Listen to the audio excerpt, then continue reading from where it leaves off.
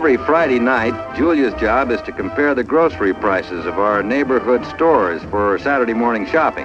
There are 5 big neighborhood markets within a couple of blocks of our house, and Julia spreads her shopping around, going where the prices are lowest and the quality best. Remember when a chocolate bar cost $0.25? When you could fill your car up for $5 and feed a family of 6 for $35 a week? Whatever happened to those days? Without anything tangible backing currencies, governments could borrow and print as much currency as it wanted. This has gradually led to the value of our currency being eroded. With the creation of all this money, that dilutes the value of all of the dollars that were out there before, so that the purchasing power of the dollar gets crowded down, and we used to be able to buy a gallon of gas for 31 cents. Now it's hitting around $5. The average guy in the street is affected by inflation because of the loss of purchasing power. And as a consequence, his standard of living is declining if he can't keep up with the inflation rate. In many measures of a standard of living, Americans today are actually worse off. You can take my grandparents. My grandmother never worked, despite the fact that my grandfather was a carpenter. And they had 8 children. Could a carpenter, somebody without even a high school diploma, just working in a blue-collar job, support a wife and 8 kids today? Not a chance. With inflation rising faster than incomes, people were forced into more and more drastic measures to maintain their standard of living. With each new day, the work of a family begins again. When we went off gold backing of the dollar, what used to happen prior to that is the husband went to work, the wife stayed at home, raised the family. Because of inflation in the 70s, the wife went to work. So now you had 2 incomes that were necessary to produce and buy the same goods and services. In the 90s, we stopped saving. The savings rate basically got down to 0 because people were spending. They couldn't save in order to buy the same goods and services.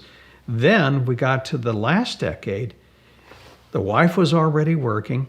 The savings were down to 0. They borrowed money.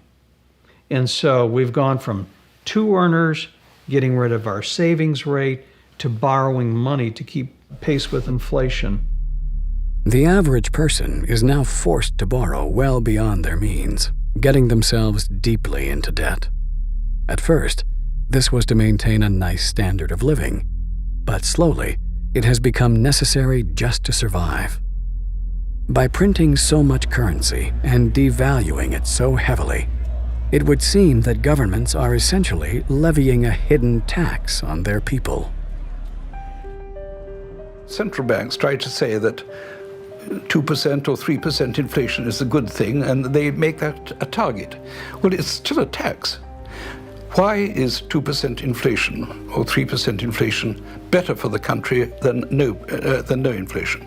You'll be told, of course, that it's better than deflation, and you'll be told that people like to feel that their money or their jobs or their wages are going up by 2%, at least it's something.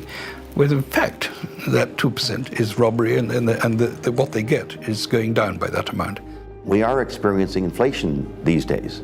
I mean, yeah, they say the CPI is up whatever it is, 2 or 3%. I mean, anybody who's alive knows that inflation is well beyond that, probably running double digits. The purchasing power of the average person has been deteriorating drastically. But in order to disguise this, governments have been skewing the figures in their reports to make it seem as if inflation is much lower than it really is. There is this curious distinction made, which most people don't understand, between core inflation and headline inflation. The core inflation is the sort of basic 2% target, which doesn't matter, and the headline inflation is once you include all such of things like energy prices and sudden tax rises and the rest. Well, the inflation rate is skewed. They use all kinds of contrivances to make the inflation rate look lower than what it really is. If the U.S. government were using the same CPI model that they did when President Carter was in the White House in the late 1970s, the inflation rate today in the United States would be 9 or 10%. That's how badly the currency is being debased.